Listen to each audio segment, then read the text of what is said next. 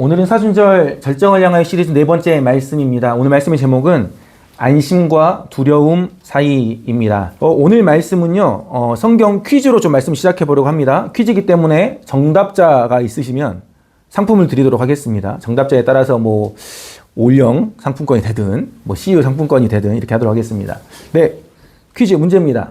성경에는 예수님이 바람과 바다를 잔잔하게 하신 사건이 기록되어 있습니다. 총 몇 번 기록되어 있을까요? 그런데 같은 사건을 기록한 건 한 번으로 합니다.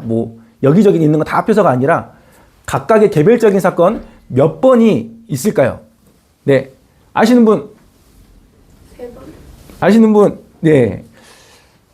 3번, 1번, 2번, 나머지 3번. 정답은요, 2번입니다. 두 번 나왔어요. 오늘 말씀을 몇 번 읽었죠? 몇 군데 읽었죠? 두 군데 읽었습니다. 마태복음과 마가복음에서는요, 동일하게 예수님이 무리를 걸으신 이 사건 두 가지를요, 기록하고 있습니다. 그런데 누가복음과 요한복음은요, 이 두 가지 사건 중 한 가지만 각각 따로 기록하고 있습니다. 우리는 보통 이 말씀을 읽을 때, 예수님이 무리를 걸으셨던 사건이 있었지라고만 기억하지만 예수님이 무리를 걸으셨던 거는 실제로는 몇 번인지 모르나 성경에서 기록하고 있는 것은 두 번의 사건을 각각 기록하고 있습니다. 예수님은 광야에 40일 동안 금식하셨고 그곳에 사단의 시험 받으실 때 하나님의 말씀으로 사단의 시험을 이기셨습니다. 그것이 예수님의 공생의 시작이었습니다. 예수님은 첫 설교로 때가 찼고 하나님의 나라가 가까웠으니 회개하고 복음을 믿으라라고 선포하셨습니다. 예수님의 이 믿음의 선포, 복음의 선포를 듣고 예수님을 따라 나선 제자들이 있었습니다. 그들은 자신의 정체성이며 삶의 모든 것이었던 그물과 배, 아버지와 품꾼들을 버리고 예수님을 따라 나섰습니다. 여러분, 그렇다면 모든 것을 버려두고 예수님을 따라 나선 제자들에게 펼쳐지는 일들은 어떤 일일까요? 예수님을 쫓아서 간 그 길에서 예수님의 제자들은 어떤 것들을 만났을까요? 모든 것을 버려두고 예수님을 따랐습니다. 그냥 할만해서가 아니라, 그냥 적당히가 아니라, 시간 날 때가 아니라 자기가 지금까지 살아왔던 모든 것을 다 버려두고 예수님을 따르기 시작한 제자들에게 어떤 삶의 현실이 다가왔을까요? 오늘 함께 읽었던 마태복음 8장 23절에서 27절까지의 말씀은요, 예수님을 따라 배에 오른 제자들, 그 제자들이 예수님과 함께 있을 때 어떤 일이 있었는지를 기록하고 있습니다. 다시 한번 저희가 23절과 24절 말씀을 함께 읽겠습니다. 시작. 배에 오르심에 제자들이 따랐더니 바다에 큰 돌이 일어나 배가 물결에 덮이게 되었으되 예수께서는 주무시는지라. 아멘. 여러분, 예수님을 따라 나선 제자들, 예수님이 오르신 배에 함께 오른 제자들이 맞이한 현실은요, 예수님과 함께 타고 있는 그 배에 물결이 덮이게 된 상황이었습니다. 여러분, 어부로서 잔뼈가 굵은 제자가 몇 명 있었죠? 지난주 말씀을 보면 베드로와 요한과 야고보와 안드레를요, 예수님의 제자로 부르셨습니다. 이 배에는요, 그 4명의 어부들이 타고 있는 거예요.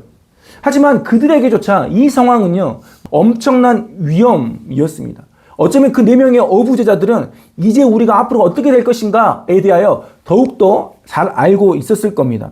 근데 어부 출신이 아니더라도 지금의 상황이 얼마나 위험한지는 모든 제자들, 배에 타고 있는 모두가 알고 있습니다. 여러분, 그때 그곳에 예수님은요, 함께 계셨습니다. 그런데 예수님은 어떻게 계셨습니까? 주무시고 계셨습니다. 제자들의 입장에서 본다면 지금 예수님이 나와 함께 계시지만 예수님의 부재를 경험하고 있는 겁니다. 분명 예수님이 나와 함께 계시는데, 나와 함께 계신다는 걸 내가 알고 있는데, 그럼에도 지금 이 시간, 이 순간, 나에게 무언가 도움이 필요한 이 순간 예수님의 부재를 경험하고 있다라고 하는 겁니다. 나는 모든 것을 포기하고, 많은 것을 포기하고 예수님을 따라섰는데, 근데 예수님을 따른 지 얼마나 됐다고 꽃길 한번 걸어보지 못하고 지금 배가 좌초되어서 파선 지경에 이르렀다라고 하는 겁니다. 예수님을 따라 나섰을 때 제자들에게는요, 어떤 꿈이 있었을 것 같아요. 와, 이런 예수님, 이런 놀라운 예수님을 따라 나서면, 야, 나도 살면서 지금까지 내가 경험하지 못한 놀라운 일들을 경험하지 않을까? 그런 꿈과 기대와 소망이 있었을 것 같은데, 그런 제자들이 맞이한 현실은요, 파선, 난파 직전의 배입니다. 지금 제자들의 상황은요, 죽겠다 말하기에 참 좋은 상황입니다. 엄청난 공포가 현실로 다가왔습니다. 그 제자들이 예수님을 깨우며 이렇게 말합니다. 주여, 우리를 구원하소서, 우리가 죽게 되었나이다. 여러분 이게요 제자들이 지금 맞이한 현실 그대로입니다. 그 제자들에게 예수님이 말씀하십니다. 뭐라고 말씀하십니까? 어찌하여 무서워하느냐? 믿음이 작은 자들아 라고 하시고 곧 일어나셔서 예수님이 누구를 꾸짖으십니까? 바람과 바다를 꾸짖으십니다. 그러자 바람과 바다가 잔잔하여졌습니다. 여러분 예수님이 제자들에게 믿음이 작은 자라고 말씀하셨습니다. 여러분 제자들의 믿음이 작습니까? 지금 예수님의 제자들의 믿음이 작나요? 지금 죽겠다고 말하는 예수님의 제자들의 그 믿음은요 작다라고 예수님이 말씀하시는데 제가 보기에는 작지 않습니다. 왜냐하면 지금 상황은 누가 보더라도 죽을 것 같은 상황이거든요. 예수님 정말 지금 우리가 죽게 생겼습니다. 어부들이라면 더 그렇겠죠. 지금 이런 폭풍을 만났다면, 이런 풍랑 속이라면 우리는 죽을 수밖에 없습니다 라고 예수님에게 말하는 것은요 믿음이 적은 게 아니라 현실을 정말 잘 파악하고 있는 그대로를 예수님께 전달한 것입니다. 그런데 예수님은 믿음이 작은 자들이라고 말합니다. 하지만 우리 중 누구도 예수님이 제자들을 향하여 당신은 믿음이 작습니다 말할 수 없습니다. 왜냐하면 우리 중 제자들처럼 그물과 배, 아버지와 품꾼을 다 버려두고 예수님을 따른 적 있는 사람 있으십니까? 단정적으로 말씀드려 죄송하지만 아마도 없을 겁니다. 그런데 예수님은 우리가 볼 때는 믿음이 충분히 있는 것 같은 그 제자들을 향하여 믿음이 작은 자들아 라고 예수님이 말씀하고 있습니다. 그런데 우리가 여기서 눈여겨볼 것이 있는데 그것은 무엇이냐면 믿음이 작은 자들아 라고 말하기 전에 예수님이 제자들에게 먼저 하신 말씀입니다. 예수님 뭐라고 말씀하셨습니까? 어찌하여 무서워하느냐 라고 말씀하셨어요. 믿음이 작은 자라고 말하기 전에 제자들을 향하여 야 너희 왜 이렇게 무서워하고 있어? 라고 예수님이 말씀하고 있었다라고 하는 거예요. 헬라어로 이 무서워는요 데일로스라고 하는 단어인데요. 이 데일로스라는 말은요 겁이 많은 이라는 뜻도 있지만 이 데일로스 무서워하다라는 이 의미 안에 뭐가 있냐면 믿음이 없는 이라는 의미가 포함되어져 있습니다. 그러니까 뒤에 왜 믿음이 작은 자라고 말하는 것 그 말 하기 전에도요 먼저 예수님이 뭐라고 하냐면요 너희 믿음이 없다라고 하는 거예요. 뭘 보면서요? 바람과 물결을 보면서 무서워하고 있는 제자들 너희가 그 무서워하는 거 보니까 너희는 믿음이 작은 거야 믿음이 없는 거야 라고 예수님이 말씀합니다. 예수님이 바다를 꾸짖으셨고 아주 잔잔하게 되었습니다. 예수님이 개입하시자 즉시로 모든 상황이 해결되었습니다. 놀라 자빠질 환경이요 잔잔케 되었습니다. 혼란과 두려움과 공포로 가득 찼던 제자들의 그 모든 상황이요 예수님의 그 꾸짖음 한 방에 해결되었습니다. 아마 제자들이 이렇게 생각했을 것 같아요. 이제 되었다. 정말 예수님이 깨어나시자 정말 우리 삶에 평화가 찾아왔어. 이제 되었다. 역시 예수님이라고 생각했을 것 같습니다. 그 사람들이 제자들이 무엇을 이야기하는지 아십니까? 저희가 27절 말씀을 함께 읽겠습니다. 시작. 그 사람들이 놀랍게 여겨 이르되 이가 어떠한 사람이기에 바람과 바다도 순종하는가 하더라. 아멘. 여러분 예수님 바람과 바다들을 꾸짖으시자 바람과 바다가 잔잔케 되는 것 그 상황을 본 모든 사람들이 배에 있던 제자들 사람들이요 뭐라고 말하냐면 이 사람이 누구이기에 바람과 바다도 그의 말에 순종하느냐라고 말하는 겁니다. 정말 놀랍다입니다. 그런데 여러분 여기까지예요. 도무지 상상할 수 없는 죽음의 그 문턱 앞에서 건짐과 구원을 받고 한 번도 목격하지 못했던 놀라운 일을 보았지만 그들에게 있어서 이 사건은요 그저 놀라움으로 끝났습니다. 물음표예요. 이 사람이 누구이시기에 바람과 바다도 잔잔케 되는가라고 하는 물음표로 끝났습니다. 그저 질문만이 그것의 전부였습니다. 여러분 마태복음 14장에서는요 또한 예수님이 풍랑을 잠잠케 하시는 사건이 또 기록되어져 있습니다. 그런데 이 배에는요 예수님이 타고 계시지 않았습니다. 여러분 마태복음 14장의 이 사건은요 특별한 점 하나가 있습니다. 그것은 무엇이냐면 우리가 잘 알고 있는 오병이어의 기적 바로 이후에 일어난 말씀으로 기록하고 있어요. 그러니까 이 사건은요 오병이어의 놀라운 기적을 맛보고 난 직후에 일어난 사건이라고 하는 겁니다.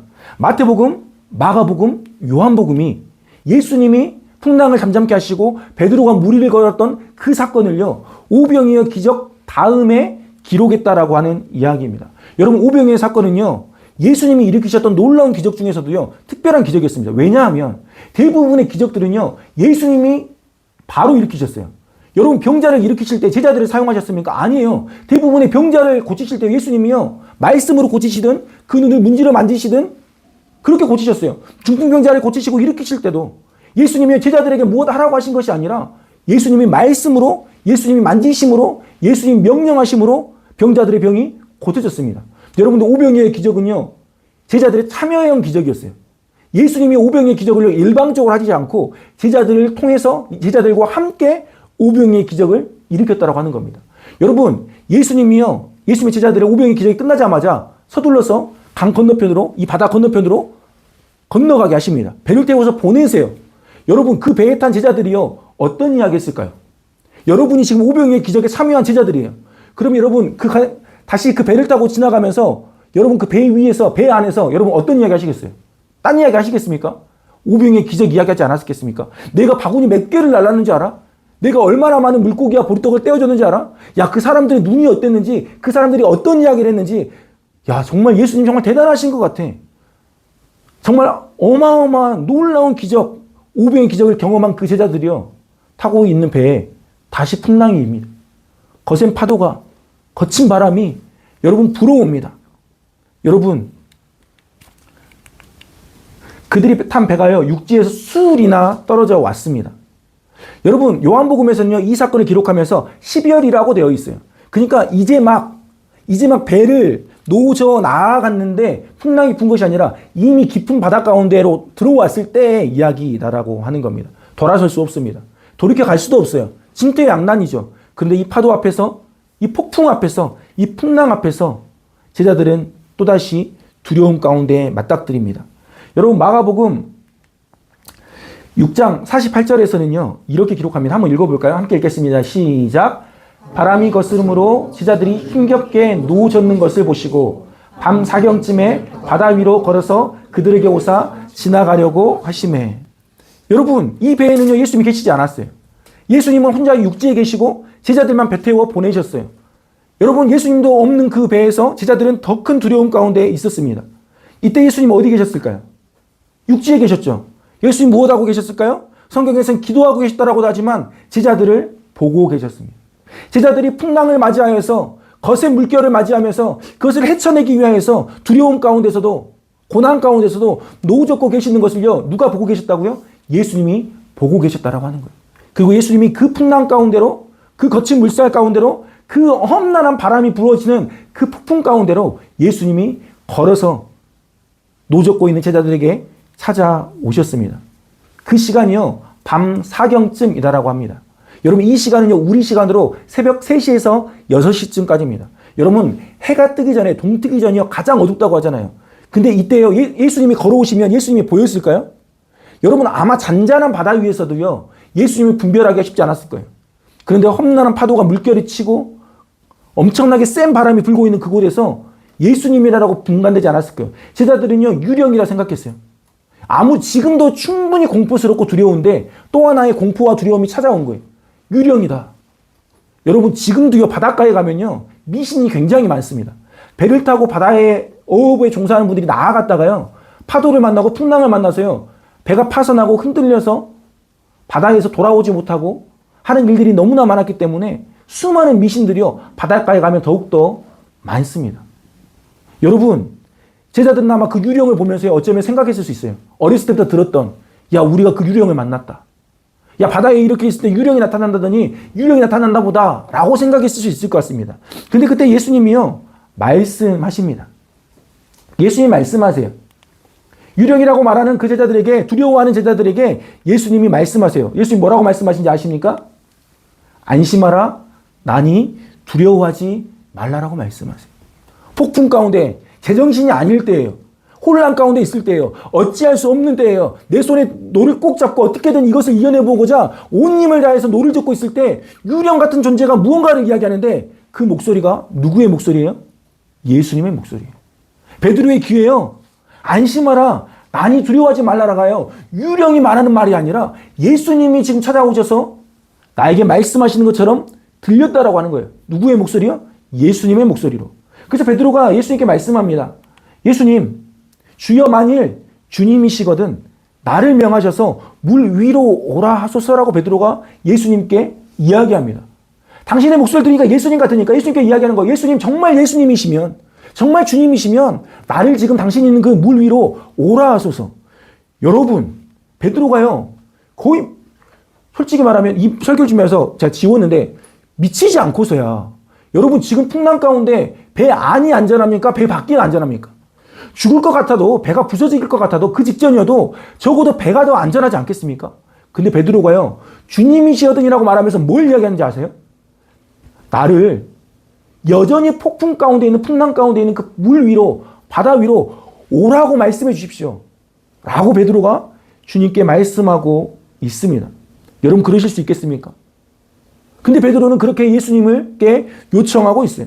그래서 예수님이 물 위로 오라라고 말씀합니다. 여러분 눈여겨볼 것은 주여 만인 주님이시거든입니다. 나를 물 위로 오라 하소서가 중요한 게 아니라요. 그분이 당신이라면 지금 내게 말씀하시는 분 안심하라 하신 분이 예수님이시라면 주님 그렇다면 내가 어디로? 주님이 계시는 그 물 위 여전히 폭풍이 있는 그곳 풍랑이 있는 그곳으로 내가 나아가겠습니다. 내가 물 위를 걸어가겠습니다라고 주님께 가겠습니다라고 베드로가 믿음으로 고백하고 있다라고 하는 사실입니다.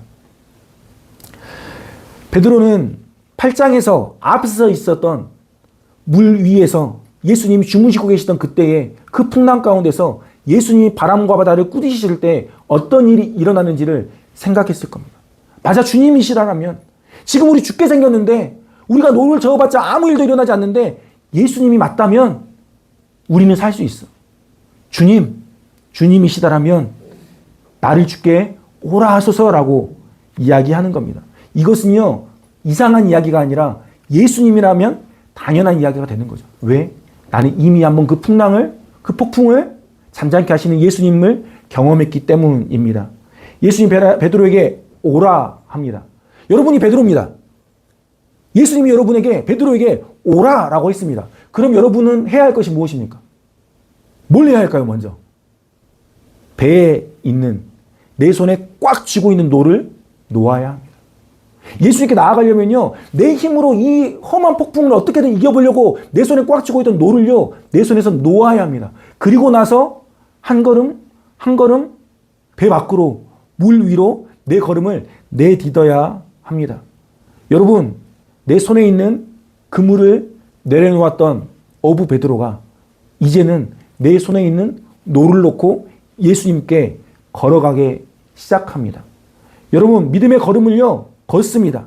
예수님처럼 베드로도 물 위를 걷고 있습니다. 놀라운 기적의 주인공이 되었죠. 아마 베드로를 바라보던 배 위에 있던 다른 제자들도요 눈이 휘둥그레져서 어떻게 베드로가 저렇게 할 수 있지라고 하는 것으로 바라보고 있었을 것입니다. 그런데 갑자기 베드로의 눈에 무엇이 보입니까? 여전히 나를 집어삼킬 몰아치는 풍랑이 보입니다. 바람소리가요 그 세찬 바람소리가요 내 귀에 들립니다. 내 눈에 지금 나를 덮칠 것만 같은 그 물결이 파도가 내 눈에 보입니다. 그러자 그 즉시 베드로의 발이 물속으로 빠져버리고 맙니다. 그리고 베드로는 그 순간 예수님을 향하여 소리 지릅니다. 8장에서와 똑같은 말을 합니다. 이렇게 예수님께 말합니다. 주여 나를 구원하소서. 그래서 예수님은 즉시 손을 내미셔서 베드로를 붙잡으시고 말씀하셨습니다. 함께 읽겠습니다. 시작. 예수께서 즉시 손을 내밀어 그를 붙잡으시며 이르시되 믿음이 작은 자여 왜 의심하였느냐 하시고 아멘. 예수님 베드로에게 믿음이 작아 네가 나를 의심하였다라고 말씀합니다. 여러분 의심이 무엇입니까? 바람을 보고 무서워하는 것이 의심입니다. 그것이 믿음이 작은 것이다라고 말씀하고 있습니다. 그러니까 작은 믿음은요 믿음의 작은 양이 아니라 대상의 문제입니다. 예수님은 믿음의 크기를 꾸짖으신 게 아니에요. 야, 너 믿음 진짜 없다. 너 왜 조금밖에 없어? 양이 아니고요. 믿음의 초점을 바로 잡으신 거예요. 믿음의 방향을 말씀하시는 거예요. 야, 너 지금 어디 보고 있어? 날 봐야지. 날 봐야지. 내가 너를 오라고 했잖아. 너 지금 날 봐야지. 너 지금 또 무엇을 바라보며 다시 두려워하고 다시 무서워하느냐라고 예수님이 말씀하고 있습니다. 우리는 베드로처럼 예수님을 사랑해서 믿음의 결단을 하고 믿음의 걸음을 내딛어 예수님을 따라 걸어갑니다. 그러나 때때로 베드로와 같이 예수님이 아닌 상황과 같이 예수님이 계시지 않는 것 같은 상황과 환경을 바라보며 두려워합니다. 무서워합니다. 그런데 예수님은 그것이 바로 예수님을 의심하는 것이다라고 합니다. 우리는 의심한다는 말을 하지 않습니다. 그런 단어 사용하지 않아요. 주님 제가 주님을 의심했습니다라고 크게 말하지 않아요. 그냥 상황과 환경을 바라보며 두려워했을 뿐입니다. 그런데 그런 우리를 바라보며 예수님 무엇이라고 말씀하시냐면 네가 나를 의심한다. 의심하고 있다. 이 믿음이 작은 자여 라고 예수님이 말씀하신다라고 하는 겁니다. 우리는 이런 생각을 합니다. 이 길이 맞나? 정말 이렇게 살아가는 것이 맞나? 이렇게까지 하는 것이 옳은가? 예수님의 부르심을 따라 나섰던 그 첫 마음과 약속은 잊은 채 어느새 우리 눈이 내 눈앞에 있는 현실들, 상황들, 환경들을 바라보며 예수님을 의심하기 시작하는 것입니다. 예수님 그것을 바라보면서 믿음이 작은 것이다라고 말씀하십니다. 여러분에게도 그런 시간이 있지는 혹시 않으셨습니까? 주님을 사랑하여 주님을 쫓아가겠노라라고 결단하고 믿음으로 살아왔던 시간들이 있지 않으십니까? 그런데 베드로처럼 한 걸음 내딛었다가 얼마 되지 않아 여전한 나의 현실, 나의 상황, 나의 환경을 바라보며 그래 아니지 내가 언제부터 그랬다라고 하면서 돌이켰던 경험, 두려움과 무서움에 휩쓸렸던 그런 경험이 있지는 않으십니까? 그런데 예수님은요 베드로가 물에 빠지는 그 순간 지켜보고 팔짱 끼고 계시지 않았어요. 야 너 이렇게 예수님 보면서 야 너 그럴 줄 알았다. 야 물 위를 걸었는데도 너 지금 물에 안 빠지고 물 위를 걸었으면서도 또 벌써 의심하냐라고 하지 않고 예수님이 즉시 베드로의 손을 내미셨습니다. 즉시 베드로를 붙잡으시고 붙드셨습니다. 우리의 믿음이 약하여서 허구적될 때 예수님은 그냥 지켜보고 관망하시는 분이 아니라 예수님은 우리에게 즉시 손을 내밀어 우리를 붙잡아 주시는 분이십니다. 그리고 예수님이 배에 오르시자 죽일 듯 하던 그 바람이 잠잠케 되었습니다. 여러분 바람이 그친 그 자리에 서로 다른 반응, 다른 고백 두 가지가 있었습니다. 8장에서는요. 사람들이 이렇게 이야기했습니다. 모든 풍랑이 그치자, 바람이 그치자, 잔잔해지자 이렇게 고백했습니다. 함께 읽어볼까요? 시작. 그 사람들이 놀랍게 여겨 이르되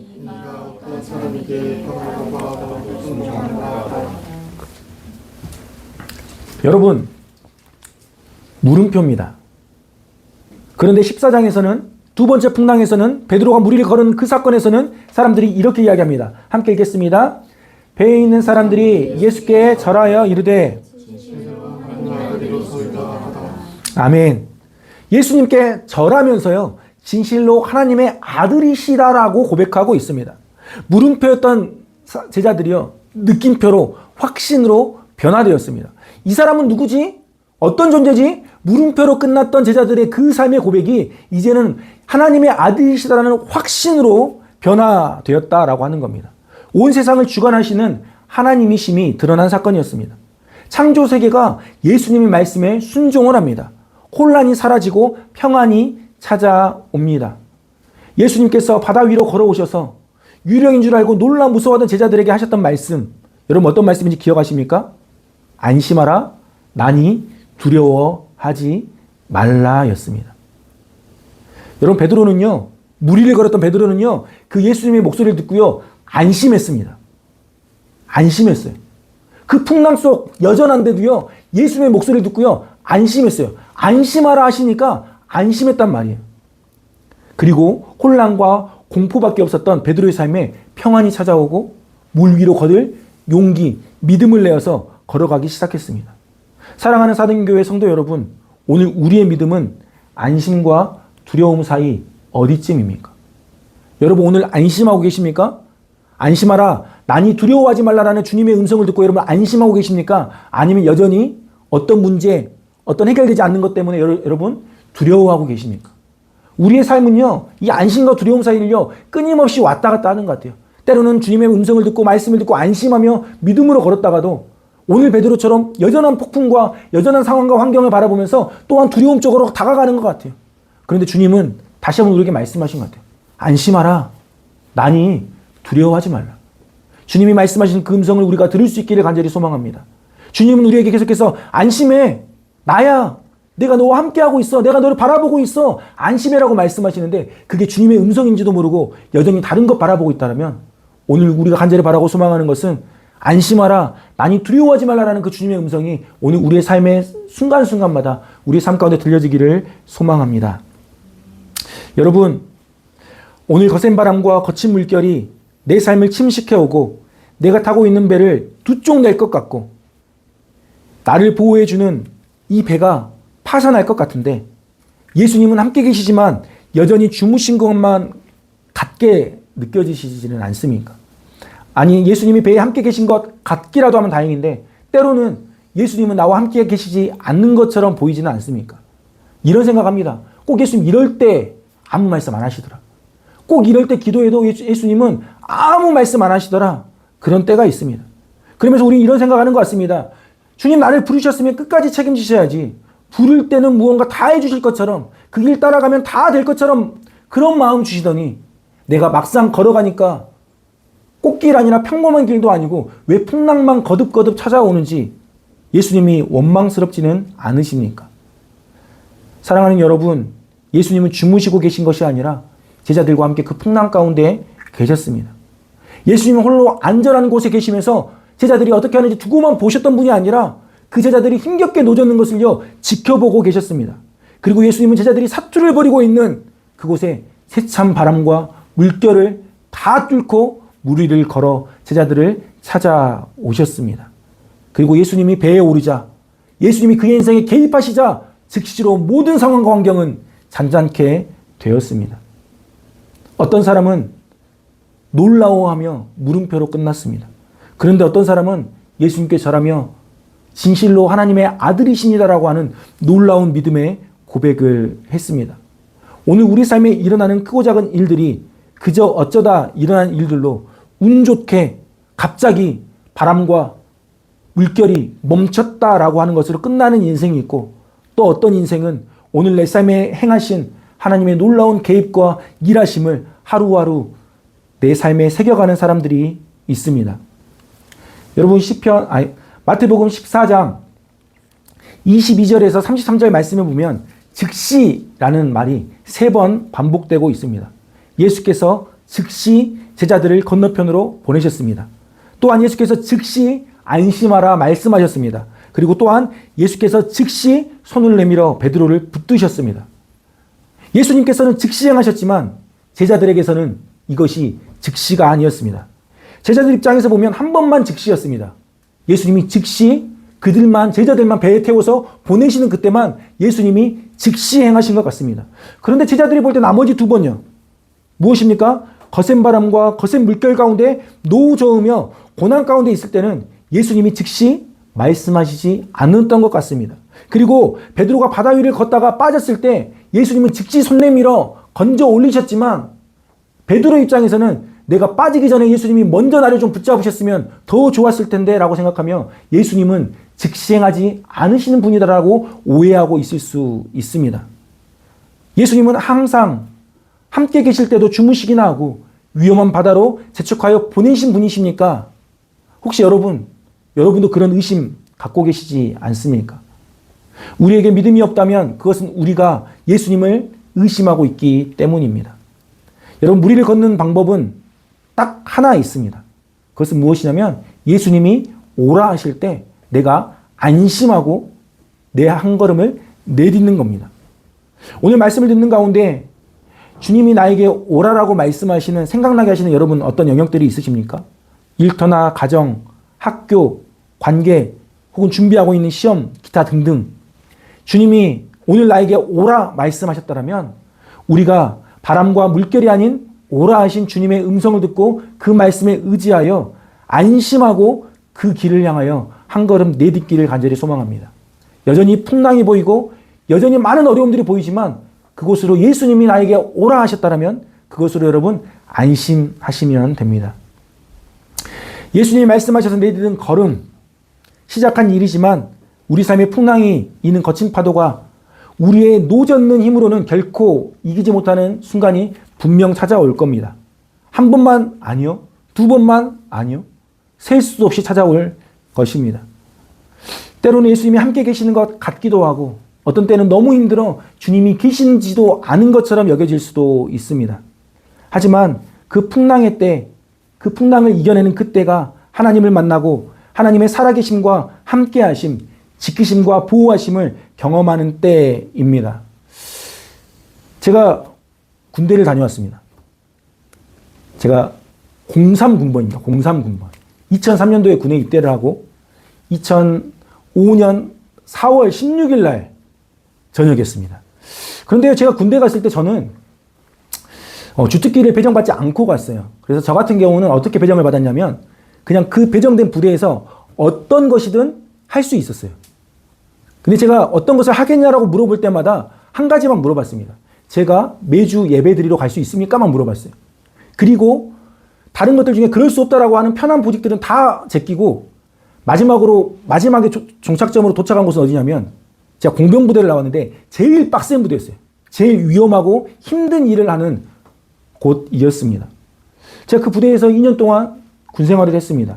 근데 전역을 한 50일쯤 남겨놨을 때 제가 죽을 수도 있었던 사고를 경험하게 됩니다. 그런데 그때는요, 제가 예수님이 나를 지키셨다, 보호하셨다, 나와 함께 하셨다 생각하지 못했어요. 근데 군대에서는 큰 사고가 나면 다른 부대에 조심하라고 사고사리 전파라는 걸 합니다. 그 사고 한 2주, 3주 뒤쯤에요. 저희 부대에도 사고사리 전파가 왔는데 저와 똑같은 훈련을 하던 다른 부대 이등병 한 명이 똑같은 훈련에서 사고가 났는데 저와 비슷한 사고가 났는데 앰뷸런스를 타고 후송 도중에 사망하는 사고가 있었습니다. 그 순간 제가 깨닫게 되었습니다. 그 전까지는 몰랐어요. 그 풍랑 가운데 주님이 나를 찾아오셔서 나를 지키시고 나를 보호하셨다는 것을 제가 생각하지 못했어요. 근데 이 소식을 듣는 순간 주님이 그 순간 그곳에 그 사건 가운데 나와 함께 계셨고 나를 보호하시고 지키시고 구원하셨다는 것을요 제가 깨닫게 되었어요. 그리고 그 순간부터 저희 인생이 달라졌어요. 무엇이 달라졌냐면 거센 바람이 오지 않은 게 아니에요. 풍랑이 있었던 게 아니에요. 계속해서 있었습니다. 그 후로 달라진 건 한 가지 무엇이냐면요. 나를 지키시고 보호하시고 구원하신 주님을요. 기대하기 시작했어요. 여러분, 갑자기 여러분의 인생 가운데 거센 바람이 불고 세찬 물결이 있다면 여러분 당황하지 마십시오. 주님을 기대하십시오. 하나님 어떻게 내 삶에 개입하실까? 하나님 어떻게 이 가운데로 나를 찾아오실까? 하나님 어떻게 이 모든 것들을 잔잔하게 하실까? 여러분, 그것을 기대하십시오. 예수님은 주님은 그곳으로 찾아오셔서 여러분과 함께 하시고 여러분을 구원하여 주실 것입니다. 예수님이 부르신 제자들, 예수님을 따르는 자들이 걷는 길은요, 예수님이 가신 길입니다. 다른 길로 부르시지 않아요. 예수님이 이미 걸어가신 그 길로 부르십니다. 예수님이 걸어가신 그 길은요, 십자가의 길입니다. 십자가의 길은 잔잔한 것이 아닙니다. 클래식 음악 틀어놓고 감상하면서 평안한 분위기 가운데 그 시간을 만끽하는 그런 길이 아니다라고 하는 겁니다. 십자가의 길은요, 거친 십자가이며 그 길은 험한 길입니다. 물 위를 걸으신 예수님은요, 계속해서 십자가의 길을 걸어가셨습니다. 십자가를 향하여, 절정을 향하여 예수님은 계속해서 걸어가십니다. 예수님을 따라 나섰던 제자들, 그들이 탄 배는요, 풍랑을 맞았지만 결코 파손되지 않았습니다. 그 모든 것을 견디게 하셨고 그곳에서 주님이 함께 계셨습니다. 오늘도 예수님을 따라가는 제자들의 삶에는 그들이 타고 있는 배에는요, 풍랑이 맞겠지만 결코 파손되지 않을 겁니다. 여러분 예수님의 제자로서 예수님을 따라간다면 여러분이 타고 있는 그 배는요, 풍랑 가운데 흔들릴지언정 여러분의 배는 파손되지 않습니다. 때로는 견뎌내야 할 바람과 물결이 있지만 주님이 함께 계시며 곧 잔잔하게 하실 겁니다. 다시 찾아온 풍랑 가운데 여러분에게 있었던 물음표가 느낌표로 바뀌기를 소망합니다. 여러분 그런 일들이 우리 삶 가운데 날마다 일어나기를 축복합니다. 그리고 우리의 예배가 예수님에 대한 물음표가 있는 예배가 아니라 느낌표로 가득한 예배 되기를 소망합니다. 혹 아직 예수님을 잘 알지 못해서 예배를 드리고는 있지만 여전히 많은 물음표가 있다 하면 우리가 하나님을 예배하면 예배할수록 예배 가운데 하나님을 만나고 하나님을 알아가면서 하나님을 아는 지식이 충만하여져서 하나님을 신뢰함으로 하나님을 높이고 하나님을 예배하는 우리 사는 교회, 우리 사는 예배가 되기를 소망합니다. 또한 이 시간 함께 모여 예배하는 우리 모두의 삶의 자리에서도 이 순간뿐만 아니라 여러분 이제 돌아가셔서 살아가는 삶의 자리에서도 날마다 주님을 만나고 주님과 함께하며 주의 말씀에 안심하며 사는 여러분 모두 되시기를 예수님의 이름으로 축복합니다.